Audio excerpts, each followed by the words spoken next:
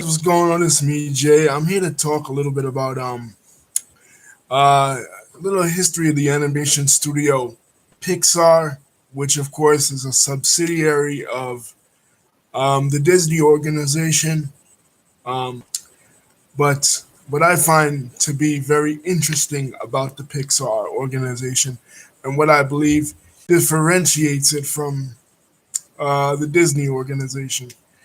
Pixar was, well, the idea for Pixar was founded in 1974 by a man named Alex Schur. I'm not sure. Alex Schur. He had the idea that he worked in an animation studio already, and he had the idea that he was going to create um, a a computer animation studio as opposed to traditional animation like companies like Don Bluth had done, or companies like Disney had always done. It always specialized in traditional hand drawn animation.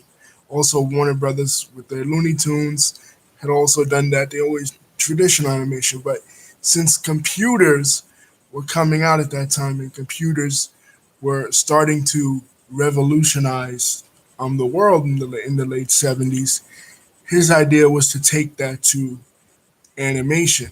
So eventually he hooked up with Alvin Smith,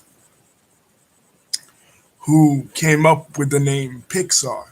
The word Pixar is a made up Spanish word for picture. So because this guy Alvin Smith, he was from New Mexico and Arizona, so he was heavily influenced by the Spanish culture. So he was going to create a a Spanish type name for the company. So they get off the ground a little bit, and then they get um, all these guys. Malcolm Blanchard too gets a job. John Lasseter gets a job with George Lucas. Now George Lucas, besides being the creator of Star Wars, was also, and Indiana Jones was also revolutionary in his use of special effects. What Walt Disney had done for animation, what um, Jim Henson did for puppeteering, George Lucas with Industrial Light and Magic Studio had done for um, special effects, and that was the initial vision, to use it for special effects. But in 1983, just when John Lasseter had signed on as a subsidiary of Pixar, um, that's when the Star Wars series is ended, and Lucas also went through his divorce. So, being as Lucas went through the divorce, his wife Marsha Lucas, took him for all his money. So he couldn't afford to know he went completely broke. He couldn't afford to pay these guys from Pixar anymore. So the guys from Pixar, they then um they then got in touch with Steve Jobs. Steve Jobs, of course, along with Steve Wozniak in the 1980s, was the guy who created Apple computers. And Lucas actually sold um, his half of Pixar to Steve Jobs, but still, it was very hard for the guys from Pixar to convince anyone that computer animation would actually be successful, because the entire world of animation was completely based on, like I said, traditional animation. Disney had dominated traditional animation for decades, since the 30s, since 1937, and even before that, because um, you had with Disney, you had those short films like Steamboat Willie in 28. But Lasseter and um, and the guys at Pixar, they had their vision for what they wanted Pixar to be, and they were going to go through with it. So in 1986, they created the Luxo short, a little short film about a desk lamp and his son, and then from there they were off to the races. But it didn't really pop off for them until 1995. It was in 1995 that they created um, their first full-length feature film, and that was Toy Story, starring Tim Allen and Tom Hanks as Buzz Lightyear and Woody, respectively. And the movie Toy Story was basically about um, toys. The toys were anthropomorphic toys, and they would come to life when the owner Andy, was out of the room or asleep, and they had personalities of their own. They had Mr. Potato Head, famous toys from the 80s, dinosaurs, the dinosaur T Rex, the Etch a Sketch, the Cowboy Woody, and the Spaceman Buzz. Now, how this was symbolic story wise was it's very true that in society in general, particularly for boys' toys, um, we switched from the cowboy fetishism of the 1950s, 1960s to space fetishism. Um, Space exploration had been all the rage after 1957 when the Soviets landed on uh, when the Soviets launched Sputnik, and then the Apollo missions and the landing of the moon in 1969 with Neil Armstrong and Buzz Aldrin. They have become the new symbol of ingenuity, the new symbol of exploration, similar to what pirates might have been in the 14th, 15th century, and then cowboys became during the era of Manifest Destiny. Um, Spacemen became. So the shift from Woody to Buzz Lightyear in Andy's mind in the story was similar to how society had shifted from admiring cowboys to admiring spacemen. So anyway, the story revolves around Buzz Lightyear coming to terms with his origins, that he wasn't a real spaceman, that he wasn't really fighting Emperor Zurg, that it was just a TV show, and that he was just a toy. So, and this movie came out in 1995. I remember seeing it, and it was tremendous. It was tremendous. I love this movie. Toy Story, the first one, was groundbreaking because you never saw animation like this before.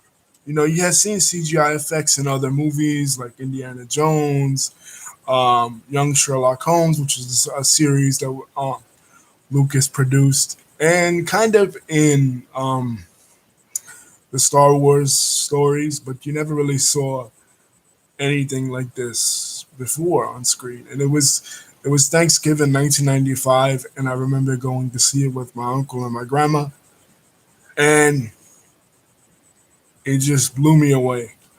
Then from there, you had a yeah, Lisa, she loves it too. Then from there, you had A Bug's Life. Now, A Bug's Life was interesting because it came out in 1997, and right around the same time, another animation studio had launched their first computer animation movie, Ants, and that was DreamWorks. DreamWorks was, of course, the brainchild of Steven Spielberg, and um, they had done a few traditional animation movies like Prince of Egypt, but they were going into computer animation because they saw the success that Pixar had.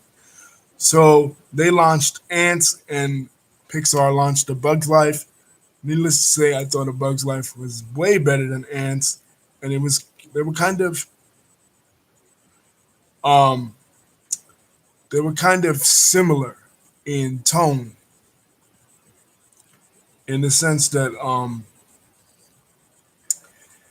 they were about bugs asserting their individuality and getting away from the herd mentality, um, anti groupthink mentality. So once again, Pixar hit it on the head with these actual um, life lessons for kids embedded in these kids movies. Now, Lisa said she forgot about Ants. Now, one of the things that was interesting about Ants was Steven Spielberg was not the only founder of DreamWorks. The second founder of DreamWorks was Jeffrey Katzenberg. Jeffrey Katzenberg, um, along with Howard Ashman, was yeah, it was much rougher animation. And Jeffrey Katzenberg, along with Howard Ashman, was one of the guys who brought Disney back from the dead. Disney in the 1970s was on the ropes because Don Bluth had produced The Land Before Time. Don Bluth had produced um, Thumbelina, and Don Bluth was doing way better animation in the 80s than Disney was. And Jeffrey Katzenberg then took over the animation department and brought it back from the dead, first with Roger Rabbit in 1989, and then with The Little Mermaid and Aladdin and The Lion King. So, the most successful period that Disney ever had, post Walt Disney dying in the late 80s and early 90s, the Disney Renaissance period, was spearheaded by Jeffrey Katzenberg. But then he leaves the company in 1994, and he and Steven Spielberg go to found this other company, DreamWorks. So how does this relate to Pixar? Well, at this time, during the time of A Bug's Life and Ants and all that other thing, um, Pixar was working closely with Disney. They were like in a partnership. Disney didn't own Pixar yet, but they were like in a partnership. And this partnership would last up until Toy Story 3. Toy Story 3, Disney wanted to put it out on home release video, because one thing about Disney is they never trusted sequels. They never trusted sequels because they had put out a sequel many years ago, uh, and it failed to do well. So whenever they would do the sequels, they would always do them on video. So Pixar had this idea: why don't we put out Why don't we take the chance and put out Toy Story 2 on in the movies instead of just home videos like Return of Jafar or other Disney movies? And Disney didn't go for that, so Pixar then went out on their own when they released Toy Story 2. And there's Lisa. What about Toy Story 2? They were very successful in Toy Story 2 because the story behind Toy Story 2, the story in Toy Story 2, was that Woody discovers his origins. Woody discovers where he came from, the show that he came from, and the collector of the Woody toys wants to get his hands on Woody. So unlike the first movie, where there wasn't a true villain, in Toy Story 1, there wasn't really a true villain. There was Sid the kid, and he was kind of masochistic to the toys, and he would feed them to the dog. In this one, there was kind of a villain, the guy that was trying to sell away Woody from Andy. But during that time, during the time that Woody is in this guy's flea market, he encounters Jessie, this cowgirl. And Jessie tells the story of how her owner used to love her, and her eventually her owner grew up, and she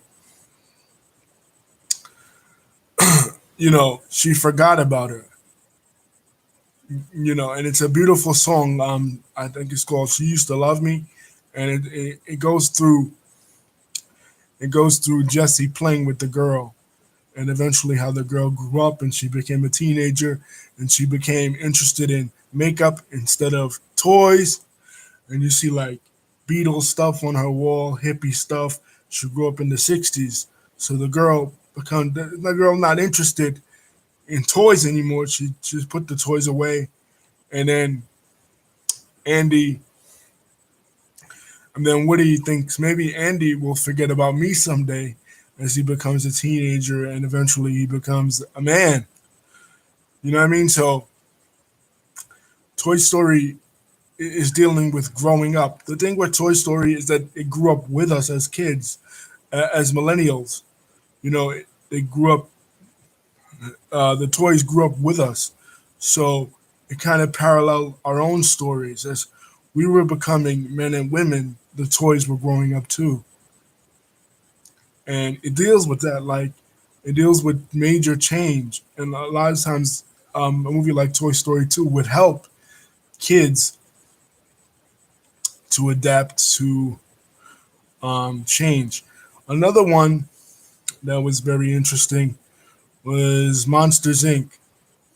Monsters Inc. Um, is about this kid who has monsters hiding under his bed, and it's a whole world of monsters. Now this kind of story was dealt with a lot, especially in the '80s when you had shows like Beetlejuice or whatever, where and even Drop Dead Fred, where imaginary friends or monsters would have their own, world. But what was interesting about Monsters Inc. was that the monsters in Monsters Inc. fed off the scares of children, but the biggest monster, Sully, he couldn't. He could. Um, Monsters Inc. came out in what year? Hold on, Lisa. You gave me the list, but I gotta look at it.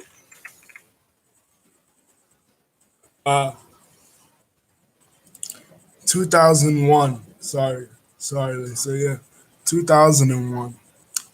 But and it stars John Goodman and Billy Crystal. A lot of people don't like Billy Crystal's comedy, really kind of corny, but he comes off as the real corporate type. I want to thank Lisa. First of all, she made this video possible because she gave me the list of all the Pixar movies. I didn't really see a lot of them, to be honest, guys. You know what I mean? I didn't see all of them. You know what I mean? Because I'm just starting to talk really about the ones that I really that really impressed me. You, you know, uh, but yeah, Monsters Inc. came out in 2001. Um, and that was the story that the monsters feed off the scares of children. Um,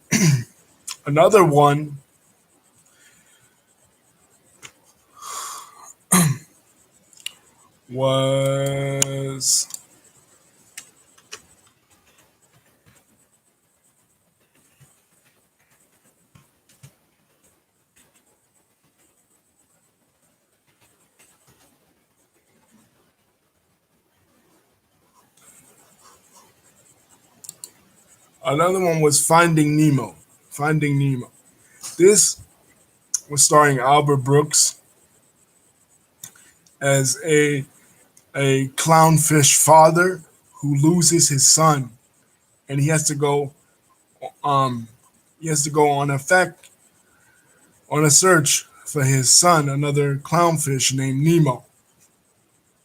Now, this clownfish, Nemo, the boy, he wants to experience, life outside of the ocean, what the real world is like. So this is kind of cool because this is like he's hitting on,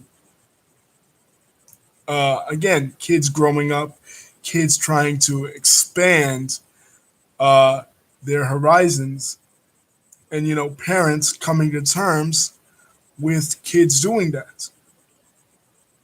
That's what I gleamed out of it. And Cars is another one. Cars is very similar.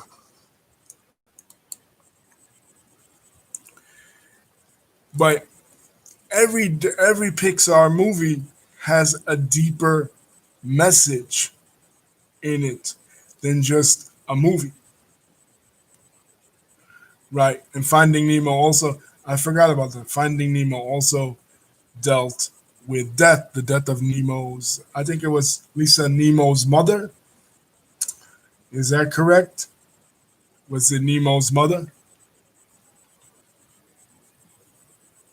And his father was a single parent. Yes, but single parentism was kind of always there in Disney, but um,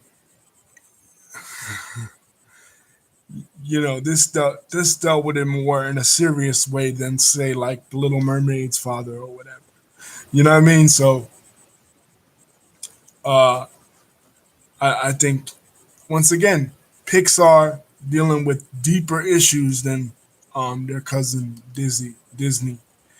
Then you had one that I want to mention, and again I'm jumping around a little bit. Wally. Wally to me, and Wally came out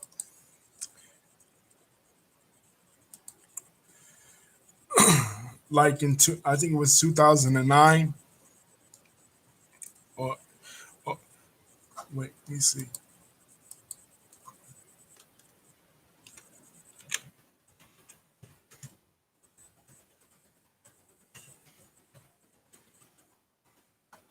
2008. 2008 Wally came out, and this one I love because this movie that is about a little anthropomorphic robot who exists after the world completely collapsed because corporations had taken over um, everything, and people became lazy, people became fat, people became greedy, people became consumed by their own passions, and the corporations were just, taking them over, kind of like what's happening in real life. Um, and this robot Wally, we're seeing what happened to him in the post-apocalyptic world. And what's interesting about Wally is there's no dialogue. The robot is just making beeping sounds and beeping noises. You know, and just with the beeping noises and just no dialogue, it gets its point across as a visual experience with no dialogue. Like you get the sense, right? Wally predicted the future. You get the sense that George Lucas didn't produce Wally, but he would have loved Wally because he's into the visual stuff, he's into the robots, he's into the beeping stuff. Like R2D2 makes the beeps and the moans and stuff, and doesn't say anything. Wally does the same thing. No dialogue, beeps and moans, and he gets his point across. And then there's a cute moment where he falls in love with a female robot. But but I say yes, Wally predicted the future. Lisa is absolutely right. That is what's happening right now. Amazon and companies, and oddly enough, Disney, which Pixar is a part of, could actually take over the world and people wouldn't be doing anything. Look what happened this year with COVID. Um, you rely completely on Amazon. You rely completely on these mega multinational corporations which have no loyalty to any country or person. They just care about, um, consuming and destroying our planet. And that was a real social commentary on Pixar's part. Because again, like Lisa and I was saying, um, Pixar always dealt with true human emotions, true feelings, real stuff. But they dealt with emotions. They didn't really deal with social issues, things with society. But Wally was one of the first um, movies that dealt with that, and I think that this slide towards the kind of world that Wally was talking about was actually started to be created in 2007, 2008, with just this corporate monopoly. The world is becoming one big corporation now, and Americans in particular and Westerners in general are becoming like really fat and obese because of lack of exercise, because everything is done for them, you know, by these machines. You know what I mean? Like, and in the movie Wally, they became really complacent. They became really, um, you know, like you see them going around in these chairs and stuff, and they're all fat and everything. And that's just the way society is right now. Um, the Incredibles. This one is very interesting because this is a look at superheroes in the way we never saw them before. And what I say is this is kind of a movie about prejudice and racism. And how so? Because the supers in The Incredibles are discriminated against. So much so that the father has to go into hiding and he has to put his whole family into hiding because of who he is as a superhero. And that's kind of like the things we see in the world with prejudice against certain minority groups, like people hating you just because you are who you are. You're Mexican or you're black, or yeah, it was about discrimination, and that was a good way to touch on it. Again, it it's been dealt with in other forms of media like X-Men, but it imagines a world where, right, I just said that. We said, yeah, we were on the same page. We were thinking the same thing. It was done like X-Men, but it was done differently than X-Men because we never really saw superheroes being normal people.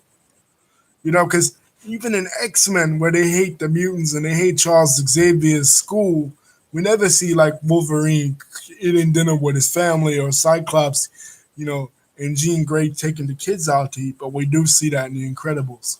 So it was a way to it was a way to show superheroes in a different way, just like how Pixar had shown toys or Pixar had shown, cars and stuff. But the next one that they would produce, and I'm jumping around a little. I'm not doing it in chronological order. I'm sorry if that's what you wanted, but I'm jumping around a little. The next one that I remember going to see in the theaters was Ratatouille, because they've done Cars, they've done Fish, they've done toys, they've done superheroes, but they never did a rat. A rat! Something that, I mean, I don't know about you guys, but when I see a rat, I'm disgusted. And the rat is cooking food. He's a gourmet chef in France. You know what I mean? But okay, the story of this movie is that this rat, Ratatouille, has a dream of becoming uh, uh, a gourmet chef in France. Now, France is known for their cuisine. Us in America might not know about a lot of French cuisine, but France is well renowned for their cuisine. So this movie takes place in Paris. Now, this rat is such a good chef that when the restaurant critic goes into the restaurant, he is knocked out and he is also disgusted by the fact that a rat is cooking his food, but the rat is a better cook than all the humans. And what I love about this movie is, of course, it has a typical message about following your dreams despite your origins. Because he's a rat and he's cooking food, like. But what I love about the what I love about the movie is that it's such a beautiful movie from an animation standpoint. There's a part in there where Ratatouille is looking at the Eiffel Tower, and it's just a beautiful sight to see the city of Paris animated. And you start to see the progression of computer animation from where it was in Toy Story in 1995 to where it became in 2006 when Ratatouille came out, and just how they were able to animate an entire city. The most famous, I think, in my opinion, the most famous city in the world, and one of the oldest cities in Western civilization. It's just beautiful, and this is also when Disney begins their relationship with Pixar again. Again, I said Disney and Pixar had parted ways in 2001 because of a Toy Story 2 debacle, where Disney wanted to um, didn't want to release they didn't want to release it in theaters. They wanted to release it on video, and Pixar didn't want to do that. So Steve Jobs parted ways with Disney. But in 2006, when Ratatouille came out, it was the first movie that when Disney purchased Pixar, and Disney became the official parent company of Pixar, because Disney tried to do computer animation too. Chicken Little was one of their attempts, and it just sucked. They weren't good at it, so they decided the best they could do was buy Pixar, and their relationship begins with a rat. So ironically, the House of Mouse bought Pixar in a movie about a rat, also in the rodent family. So um, Mickey and Mickey and Ratatouille became stepbrothers at that point in 2006. So, and as it stands currently, that was the beginning of Disney starting to purchase these other properties. They purchased Marvel soon after. They would purchase Star Wars in 2012 and 20th Century Fox in 2019. Ratatouille was the beginning of that. Pixar and Disney got married, and Ratatouille and Mickey became stepbrothers. So, one I wanted to talk about that I didn't like was The Good Dinosaur, and that was in 2015. Um, if there was any Pixar movie that I felt was no good, that I hated, was The Good Dinosaur. It just wasn't a good story to me. It was about this caveman and his pet dinosaur, and it was really lacking to me. And I felt it was a low point for Pixar. It wasn't bad. I mean, the animation was pretty good, The way they animated, prehistoric times, caveman times was pretty good. But I didn't care for it. Um, I didn't like it, Lisa, because I felt the story was, lacking, and it didn't really hit the nerves that typical Pixar movies had done in the past and would do. It wasn't about a pet dinosaur, then I gotta watch it again because that's what I saw, in the beginning. Uh, Maybe you, Lisa, can elaborate on what you thought that it was about.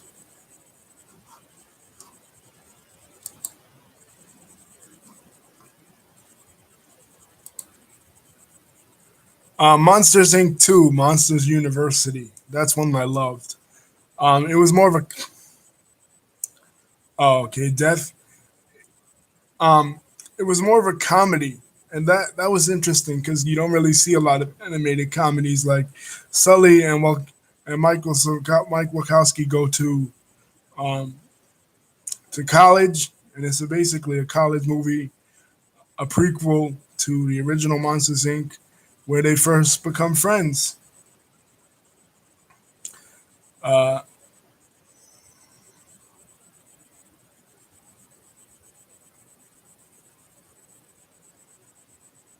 oh, okay.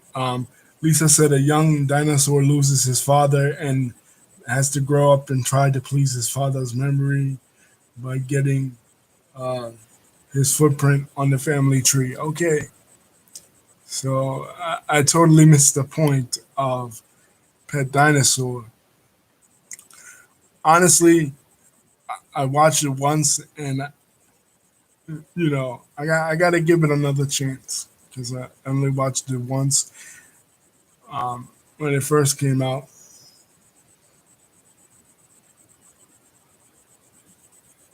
Out of the two monsters, I liked Monsters Inc.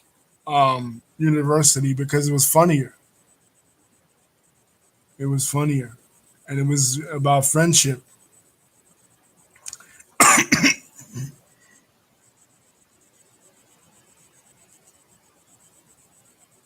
It was about friendship. Now, Brave. Brave was, oh God, I love this movie, Brave. It was about this girl that she, it was set in medieval times, and it was about this girl that the mother turns into a bear, and basically, um, all the mother wants her to do is, be the typical princess stuff, but it goes against the narrative because she doesn't become married. She doesn't get married. Um, it's really about, young womanhood, and it's the first Disney movie um, to ever really focus on the relationship between a mother and a daughter. Mother and daughter relation. I mean, it's often a joke, but in most Disney movies, the mother has passed away. So um, there is no dynamic of moms and daughters in most Disney movies. Then this includes Pixar, but this one does touch on the mother daughter dynamic. Um, and now we get to another one of my favorites, Coco. Coco is tremendous. It's set in Mexico. It's about this boy who is a fan of this favorite guitarist. His grandmother, Coco, tells him all the time that he's related to this one famous Mexican guitarist, but Come to find out, he's related to a different guy, who I'm not gonna give it away, but basically his real descendants, who didn't get the credit that he deserved for the songs, was the one who really wrote all the songs, the skeleton. And he finds this out by going into the underworld. So once again, a movie about family. It touches on a lot of Mexican type themes like Dia de los Muertes, which is a Mexican holiday, honoring dead people, which goes all the way back to um, pre-Columbian times before the Spanish arrived in Mexico. Goes back to the Aztec tradition. So it's really teaching kids again about a different culture, a culture like the Mexica culture, the Aztec culture, which is very ancient in Mexico, and it's teaching them about family. Um, Inside Out. Oh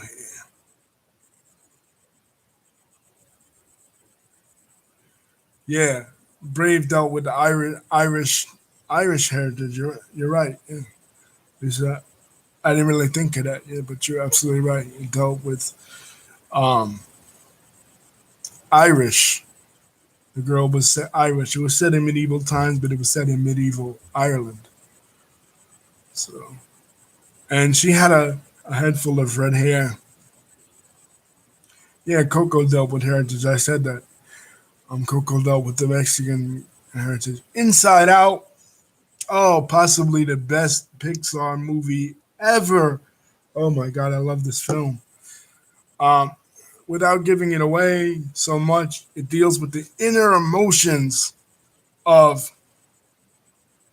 of kids: joy, anger, fear. They're all personified inside this one little girl's head, and it it talks about when it has this one scene where she goes to sleep and Joy is watching her dreams as movies.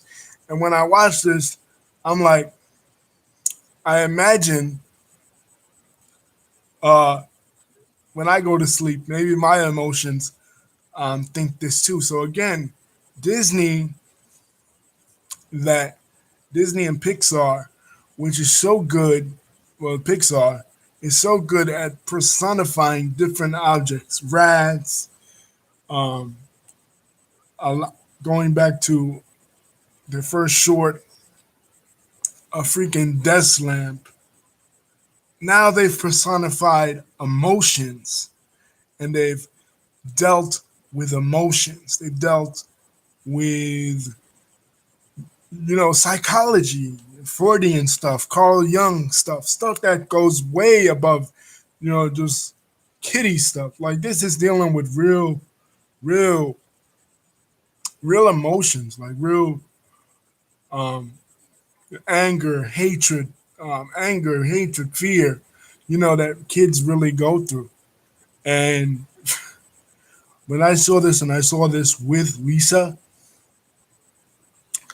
and I saw this in her house, and this just blew me away. I was just talking about this for weeks and weeks. Oh my God, this film is so incredible. Like, this could be like a companion to what another movie that I'm going to talk about um, towards the end. I'm not going to give it away, but Lisa probably knows which one this is. That,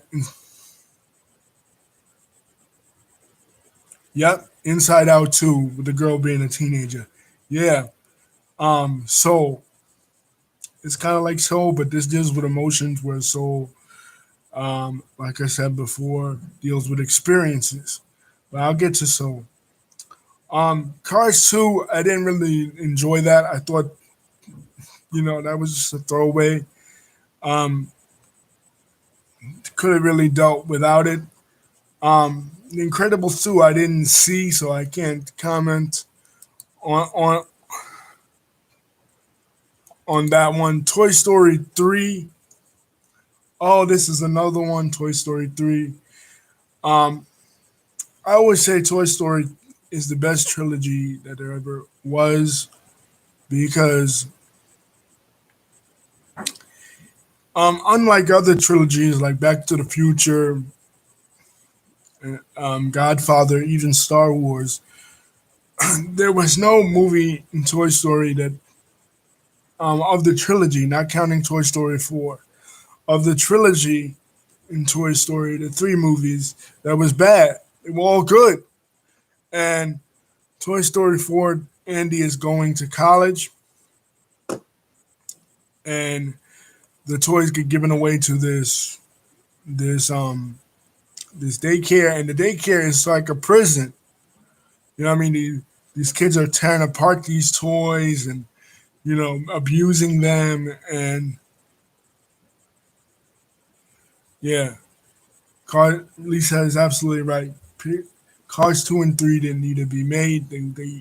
They sucked in my opinion. But Toy Story 3,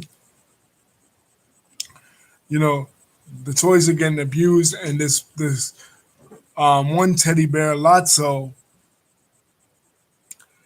he he hates human beings. Because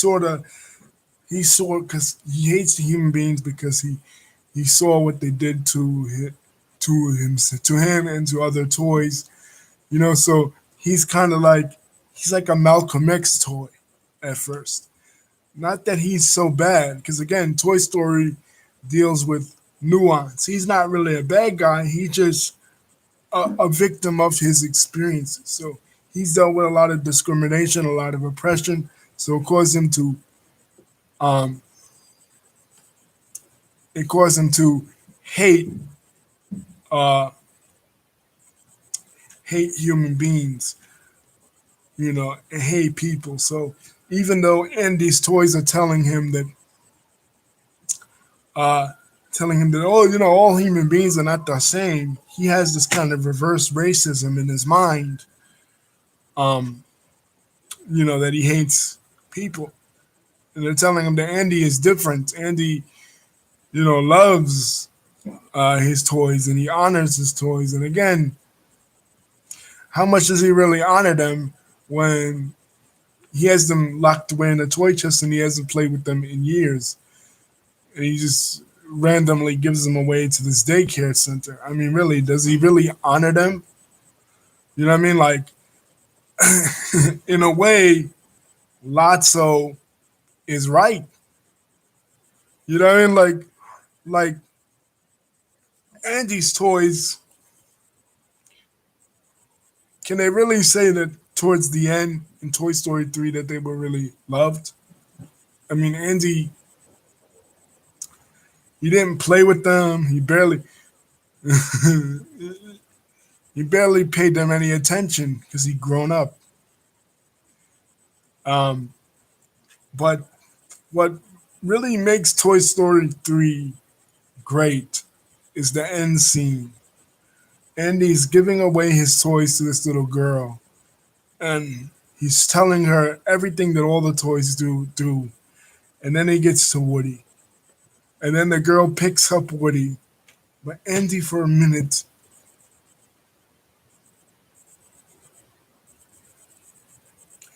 yeah, you're right, Lisa. He came out of a bad relationship. So Andy for a minute hesitates with Woody. She goes to take Woody, and he holds Woody close to his chest because even though he's an adult and he hasn't played with them in years, Woody means something to him, and it just makes you tear up because it's like, sure, he's going to college and he's getting ready to let go of his childhood, but that one toy, he can't let go of that. That's how much Woody means to him. Woody means the world to him. Woody was there through it all. In a sense, Woody was his best friend. So when the girl reaches out to grab Woody and then Andy pulls her away, it's kind of like, wow, shit. You know what I mean? Like, it just hit him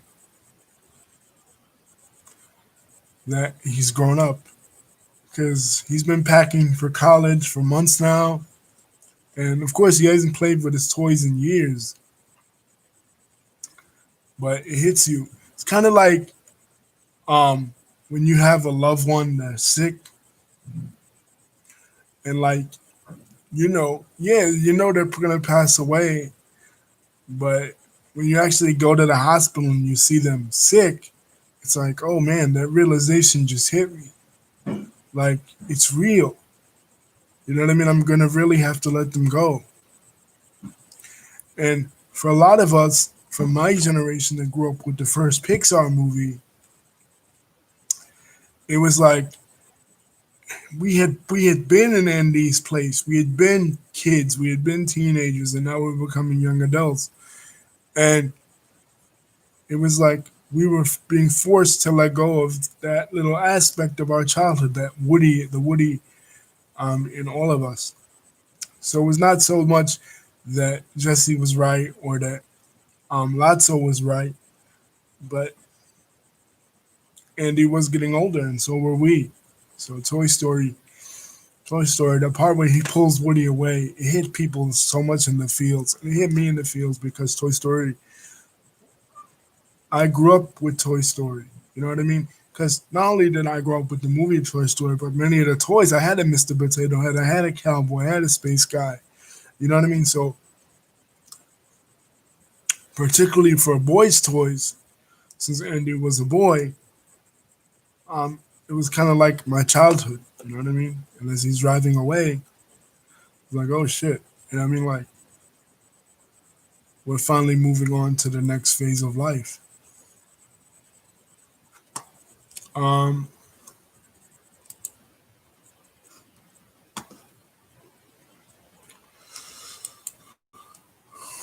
and now we get to Toy Story 4. That's another one. Toy Story 4, I didn't like it. I mean, I kind of did like it because, okay, Woody is his own person now. You know what I mean? Like, he gets away from Bonnie and he meets up with Bo Peep and he becomes his own person. And you see Bo Peep like fixing cars. You see her doing all this stuff, and he's like, well, he's like, oh, I didn't know a toy could do that. And Woody becomes his own person now. Whereas once, uh, Up, oh, how can I forget that? So thank you, Lisa. Man, Lisa's a tremendous help in this video because there's so many Pixar movies. There's 23 movies, and I'm forgetting them all. But let me end with this on Toy Story. I thought the love story between Woody and Bo Peep was kind of cute, but it was not really needed. Um, Up, yeah, I forgot about that one, Lisa. Thank you. Um, Up. This movie Up is about this man who he builds this balloon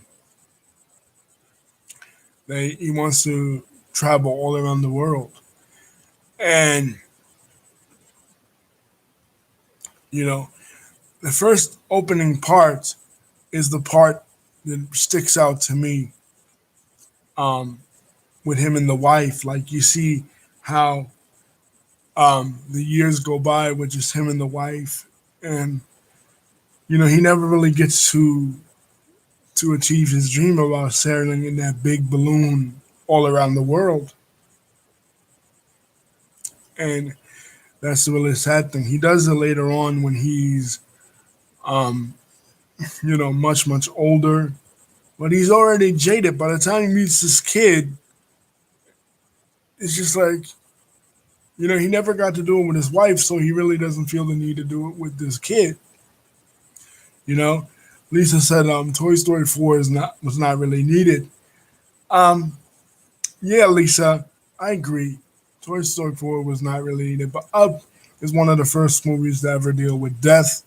I mean, they all really deal with death, but a lot of the Pixar films, but just this whole thing of like, you know, never really wait um, to try to reach for your dreams. Go for it as soon as you can. That was really the message about Up to me. That's what I really got.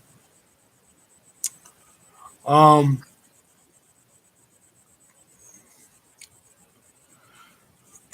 and of course, the newest one, newest Pixar film. I didn't see Onward, so I'm not gonna comment on that. I don't know if Lisa saw it. It was a movie that came out earlier. I mean, it was 2009. So I mean 2000, excuse me, 19. I didn't really see that one, so I can't really comment on that. But yeah, Up was one of my favorites. Right, ageism and gentrification. Yeah, because they were gonna get rid of the guy's house. And ageism, yeah, because he's an older man. And it was one of their first movies to have an older elderly protagonist. Disney deals with usually younger people, kids, and everything. So I guess a lot of kids saw their grandparents, and I didn't see, like I said, I didn't see Onward. I don't know if Lisa saw it, but I can't comment on that. Soul, I have a video on it, but basically it deals with taking time out to appreciate the little things, and I think is the best movie of 2020. Pixar does it again. They always knock it out the park. Like Lisa was saying, and I was saying, you know, discrimination, death, disability, and Finding Dory. Finding Dory, um, Dory has this kind of disability where she always gets lost, and she gets lost in the story, and she has this saying, "Keep on swimming, keep on swimming."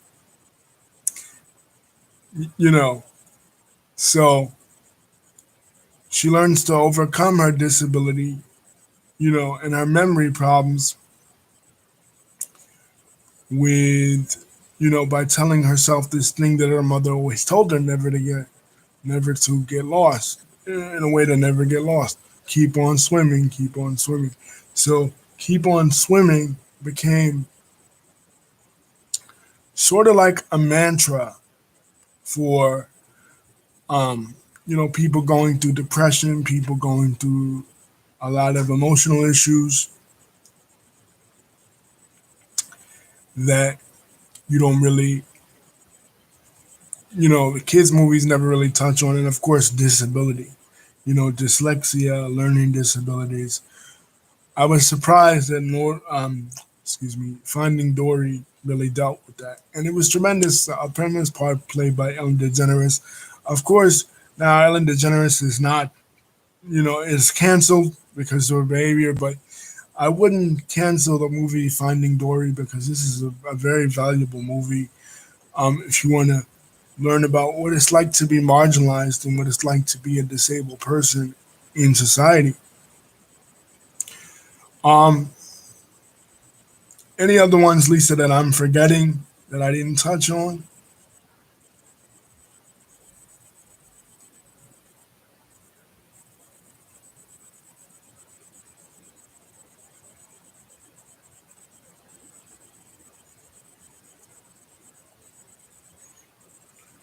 Um, yeah, I just talked about Finding Dory, so I mean, I think that's pretty much it for Pixar.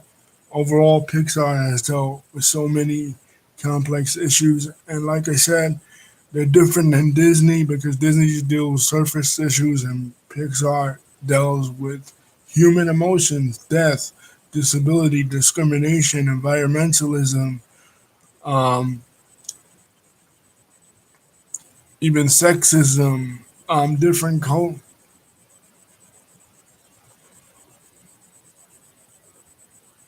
uh, Soul. Okay, yeah. Soul is their newest film, and it came out in 2020. It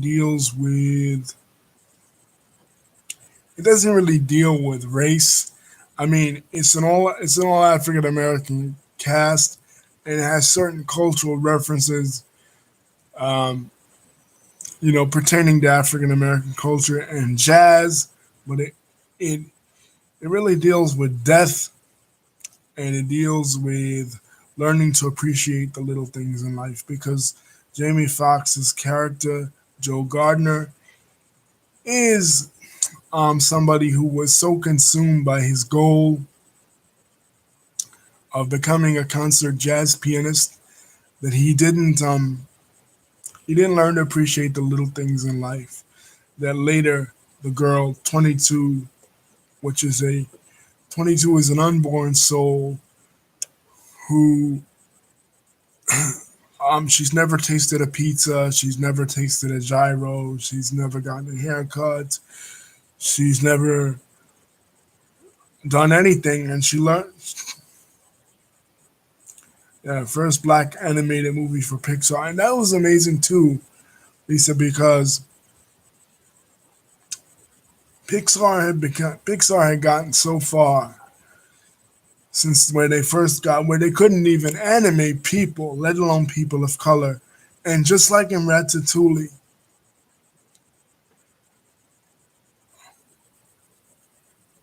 how would I how would I compare those two? Um Lisa's talking about The Princess and the Frog, which was the first black Disney animated movie, which compared to Soul. I think they're two different types of movies. They're both majority black animated movies and both historic movies, but I wouldn't compare them because I think Princess and the Frog was a very superficial movie that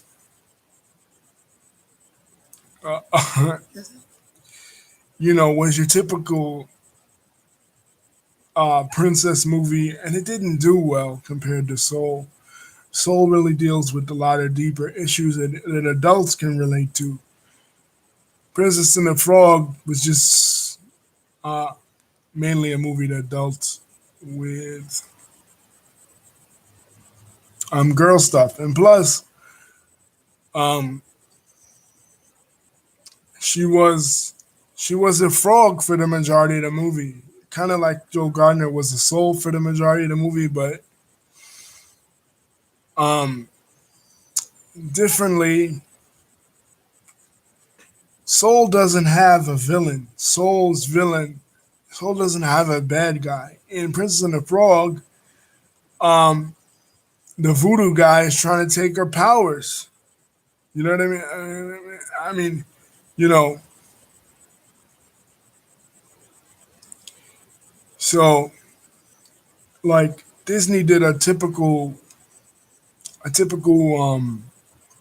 princess type movie with Princess and the Frog, which is good because little girls are going to see it. But Pixar, of course, they delve a little bit deeper. They dealt with more deeper issues. So I wouldn't compare them. I think they're totally different. They're night and day, Lisa. Um, one just happened to be the first Disney on animated movie. The other one happened to be the first Pixar animated black movie. They just happen to be two black movies, but um, I don't think they're similar at all. Other than just that, in a way, they don't really compare to me. I think Soul is a much better movie than Princess and the Frog. Princess and the Frog didn't even do well in the box office.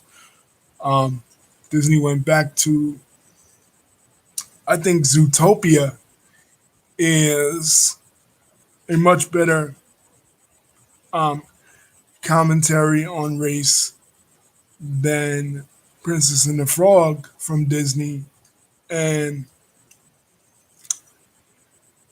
that doesn't have any direct black characters. It deals with animals, but still it deals with a lot of racism and sexism as well. Zootopia more so than Princess and the Frog, and that's just my opinion, Lisa. But that's the answer to.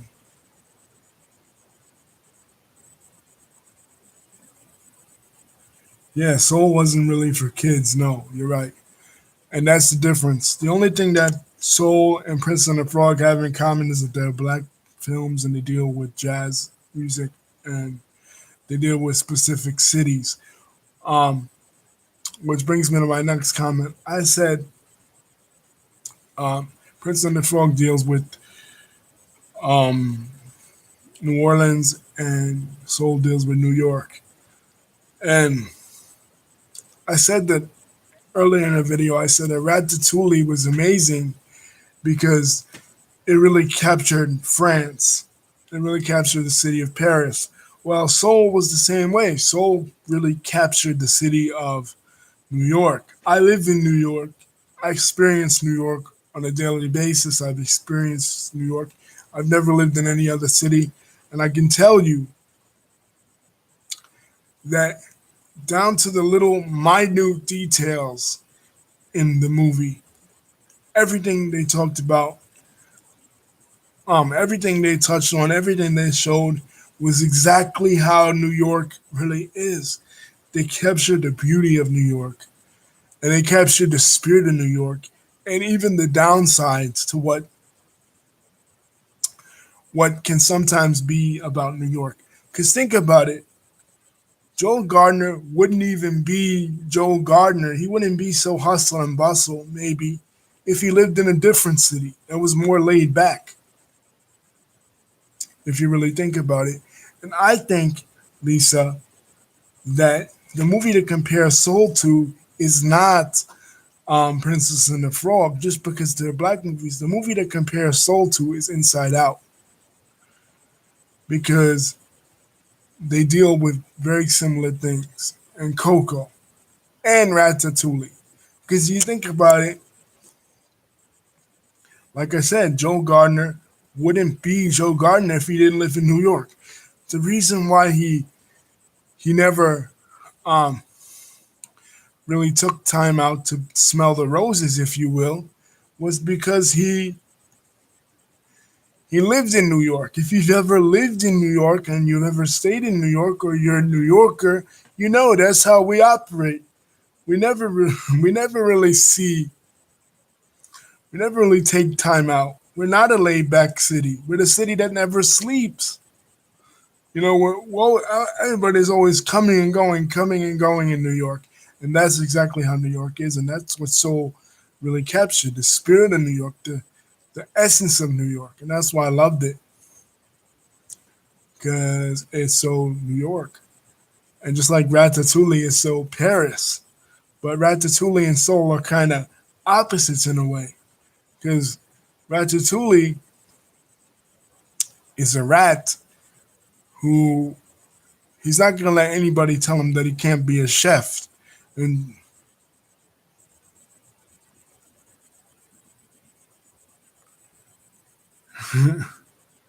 right, Lisa's saying they captured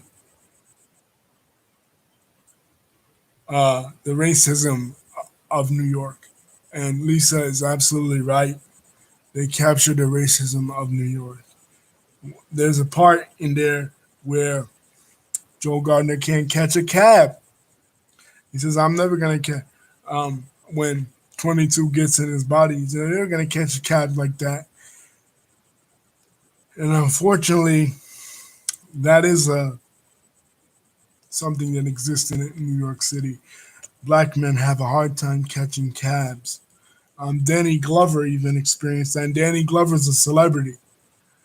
You know, he talks about it. He talked about it many years ago. But with Ratatouille, like I said, comparing Ratatouille to Soul, Ratatouille, nobody's ever going to tell Ratatouille that he can't achieve his dream of becoming a master chef, and nobody's ever going to tell Joel Gardner he can't become a musician. But Ratatouille's story is about somebody achieving their dream and working hard to achieve their dream. But Soul is the flip side of that. What if that dream never comes true? Or what if, like Joel Gardner, that dream comes true, and but it's not what you expected. It's more harder work than what you ever really expected. You know. So I think that Ratatouille is the perfect movie to compare Soul to, and Inside Out and Coco more than Princess and the Frog. Lisa, Princess and the Frog, um, to me highlights exactly what is wrong with traditional Disney. I mean, traditional Disney is good when you're a child, really small child, and you're particularly. I can't speak to this. Lisa can. When you're a girl, you, um, you know, girly stuff. I do have the daughter, so she watched a lot of um, she watched a lot of older Disney. But one of the things she loved Brave more than she loved um, Little Mermaid or Aladdin or Princess and the Frog. She loved that kind of strong, independent side of Disney more than the traditional girly side. You know, so I think um, traditional Disney is kind of like when you're younger, and Pixar is kind of like for older. When you're older, older teenager or older adult.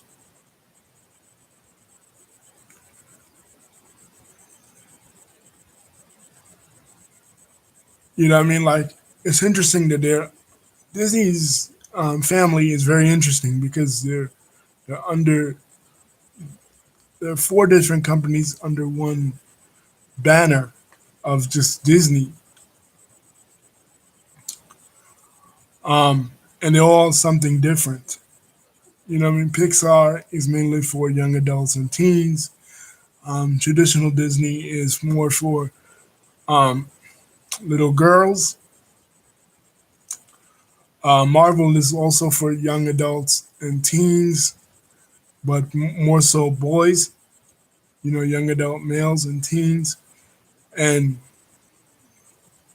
Star Wars is for little boys. You know, more so. Really, really young boys.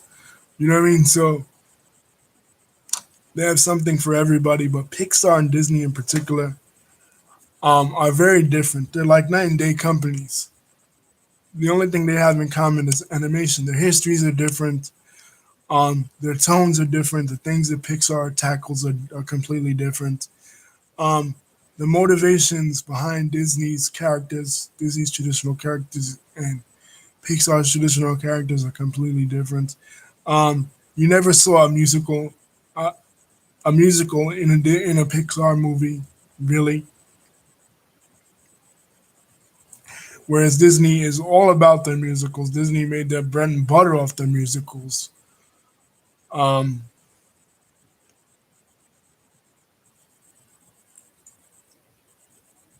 yeah, what they're coming up with next is an Italian movie.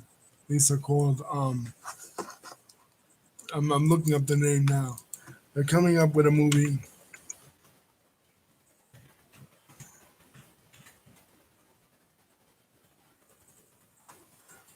set in Italy,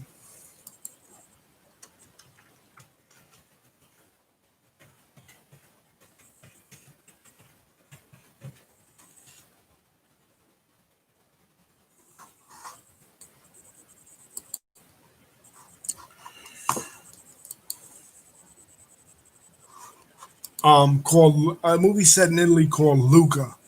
So again, um,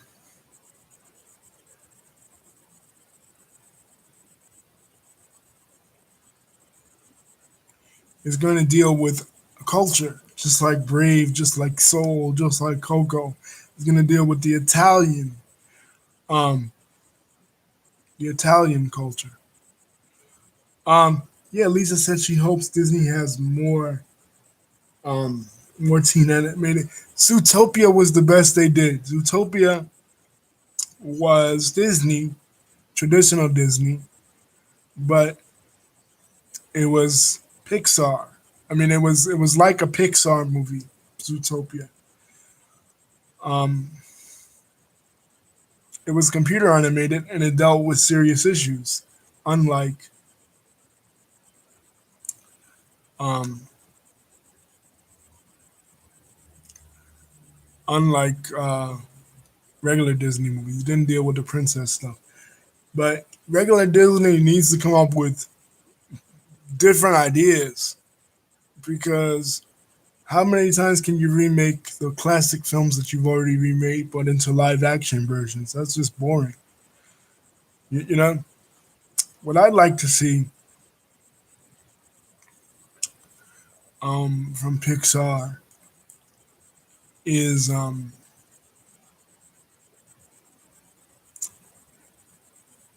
more of what they've been doing. You know what I mean? Like, but different cultures. Like, go to Japan, go to China.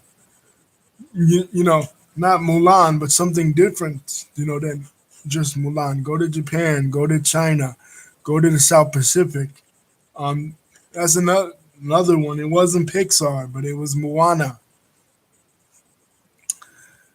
Um, and it was kind of like Pixar. It dealt with serious stuff, and it dealt with the Polynesian culture, but it was more Disney-ish than a Pixar-ish. It was princessy. It has songs in it. It was good. The music was done by Lin Manuel Miranda of In the Heights. Uh, no, Zootopia wasn't Pixar. Lisa, it was Disney, but it was so Pixar-y that it might as well have been. Um, what if Pixar did a princess movie? You know what I mean? Like Brave, they did, but what if they did a different princess movie? Like, you know, they kind of took a page out of Disney's book and did a princess movie. But instead of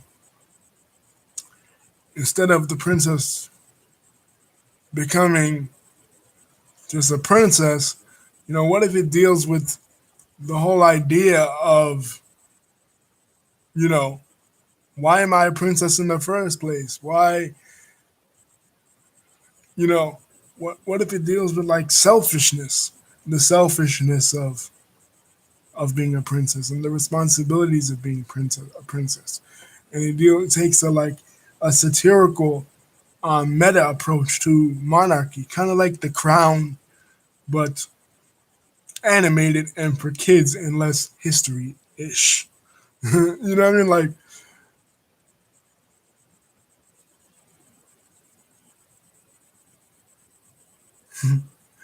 yeah, Lisa said they're gonna make all the animated movies into live action because they ran out of ideas. They did. Um, Disney, besides Zootopia and Frozen, Frozen brought Disney back to the game in 2013. But again, it's princessy. It's not so princessy like it's not as princess ish as like um Little Mermaid or Aladdin or Lion King. Well, Lion King wasn't princess ish. Um, Aladdin wasn't either. Aladdin was the first Disney movie, in my opinion, that was made for boys. And Lion King was made for both genders, which was why I liked Lion King and Aladdin because I'm a boy, you know, like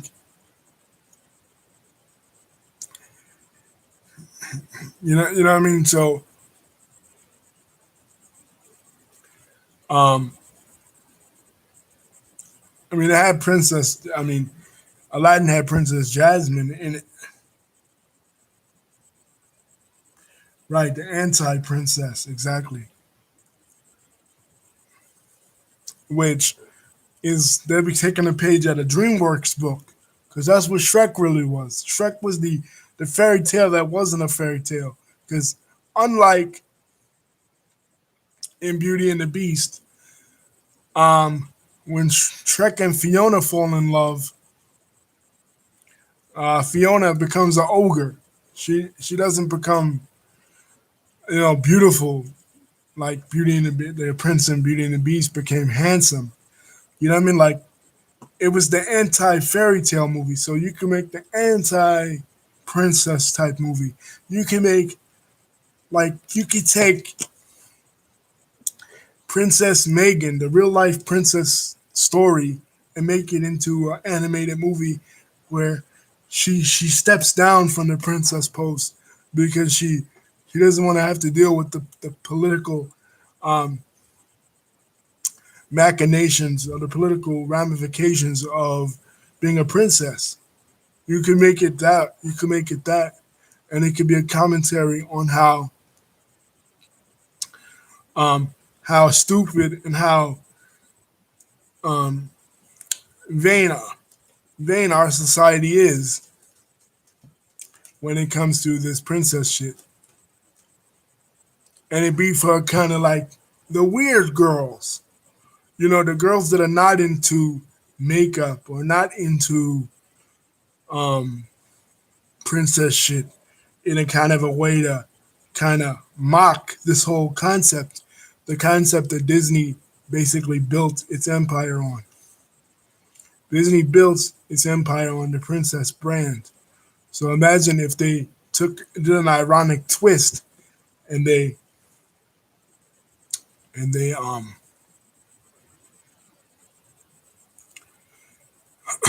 you know they they shit it all over the concept and explored it on a deeper level. You could do something like that. You could take this whole Princess Megan thing and make it into an animated type movie, and you could do it with an African American or a biracial princess too. You know what I mean? Like, there's never been a biracial princess in Disney, and you could do it. Pixar should think about it. You know,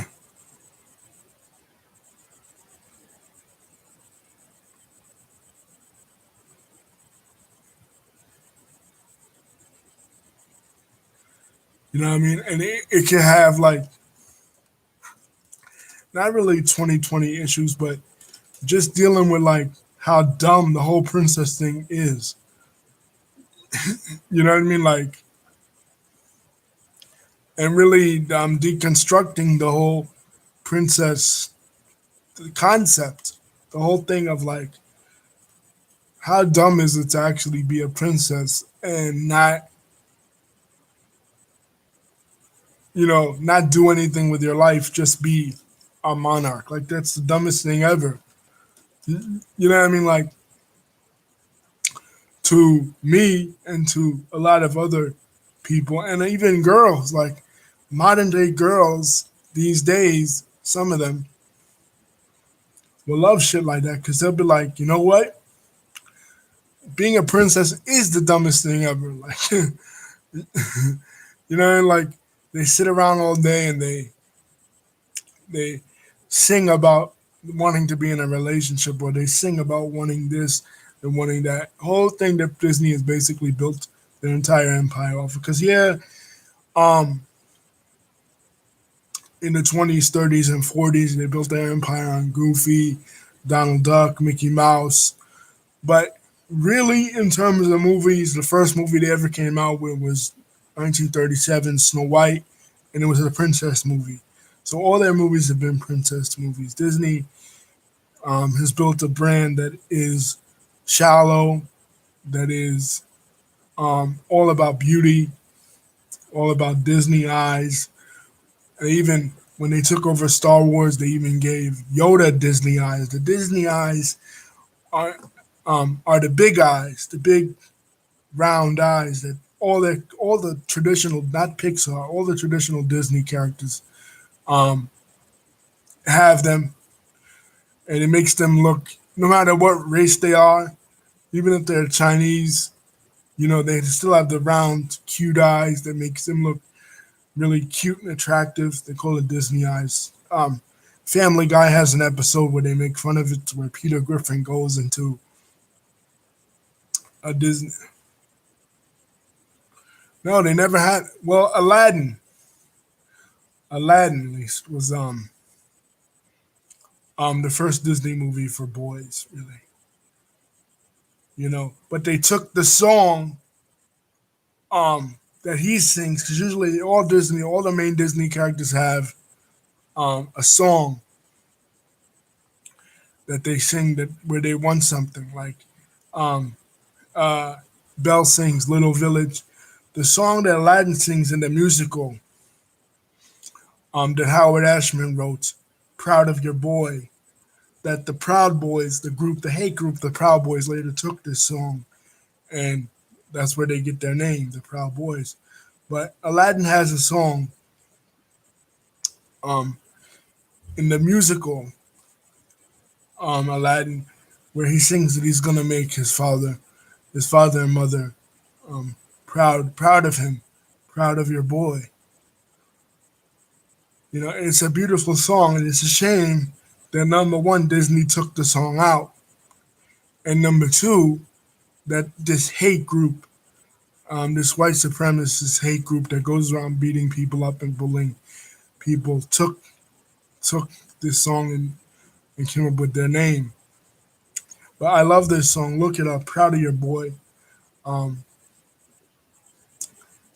from the Aladdin musical. And it's different than other Disney songs because, yeah, he's singing about he wants something in life, but what he wants is to make his mother and father proud of him. He says, he says in the song, "I'm sorry I wasn't born perfect like dad or you, but I'll try hard to make you proud of your boy."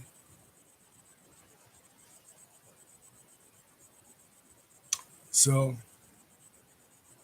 yeah, that's where um, that was a Prince type movie. Aladdin uh, was that. Uh, Lisa, so interesting that a movie based on a Middle Eastern character that the song is written by a Jewish guy, a Jewish gay guy, that's based on a Middle Eastern character was later hijacked and stolen by assholes that hate Middle Eastern people, hate gay people, and even hate Jewish people. So, but the original story of Aladdin that Disney actually took it from was actually based in China, believe it or not. The original story of Aladdin came from 1001 Arabian Nights. It was a story based in Chinese Turkestan, the part of China called Uyghur or Chinese Turkestan. That's a Muslim part of China. So the story originally comes from China, but yeah, that was the only um, Prince movie that Disney ever did. Lisa was uh, Aladdin. They were gonna do Prince of Egypt, like they talked about it, but Disney shot it down because they really didn't want to deal with anything religion based. And of course, Prince of Egypt is based on the Bible, based on the Book of Exodus. What I thought that they could have done as a response to Prince of Egypt that DreamWorks did was a movie about Esther.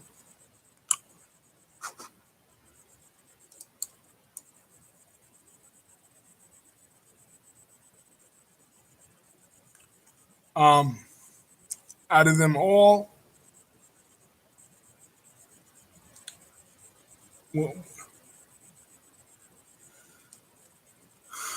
well, that's hard to do, Lisa, but I'll try. I say the number one probably Inside Out. The number two, you should you posted this and I posted it on your Facebook page, but after after thinking about it more, I changed my pick because I would say my top five is probably Inside Out, Soul, Brave, Coco, and Toy Story 1 and 2. I wouldn't be able to rate all 23 of them, except because I didn't see all of them, but that's my top five. And I went to, even though Zootopia isn't,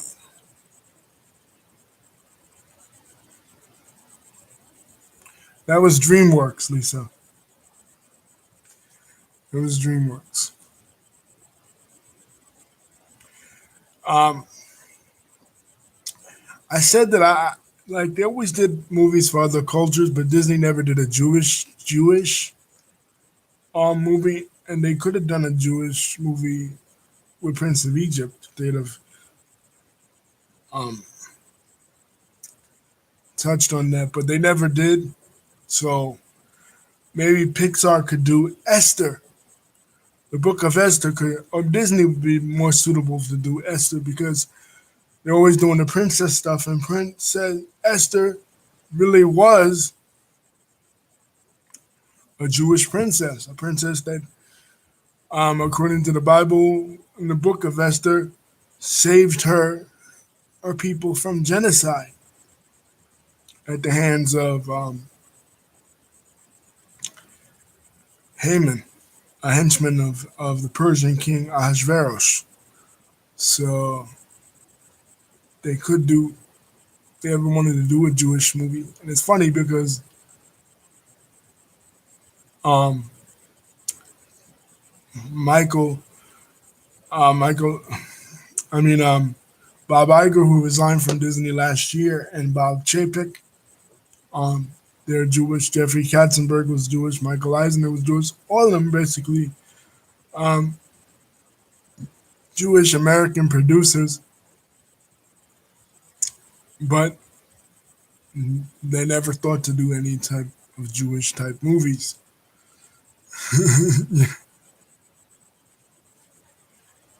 So